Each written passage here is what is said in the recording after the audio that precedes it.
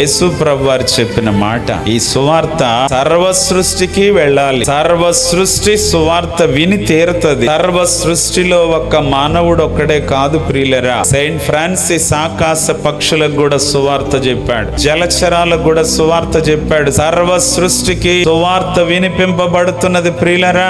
ఇప్పుడు బాధ ఏంటంటే, ఇప్పుడు ఇబ్బంది ఏంటంటే, ఎందుకు ఈ సువార్త ఎంత దావానులముగా విస్తరిస్తా వెళ్ళిపోతుంది? ఎందుకు ఈ సువార్త నలుదిక్కులైలా వ్యాప్తి అయిపోతుంది? ఎందుకు ఈ సువార్త ఇంతగా దూసుకొని వెళ్ళిపోతున్నది? ఎన్ని అడ్డుకట్టలు సృష్టించుచూ ఉన్నా సర్వ సృష్టికి సువార్త ప్రకటింపబడకుండా అయితే ఉండదు. ఒకవేళ ఈ భూలోకములో ఈ సర్వ సృష్టికి వినిపింపబడుతున్న సువార్తకు నీవు ఆటంకాలు, ఇతరులు ఆటంకాలు కలిగిస్తే మధ్యాకాశములోనికి దేవుని దూత నిత్య సువార్త తెస్తాడంట. ఆకాశములో నుండి నిత్య సువార్తను ప్రకటిస్తాడంట దేవుని దూత.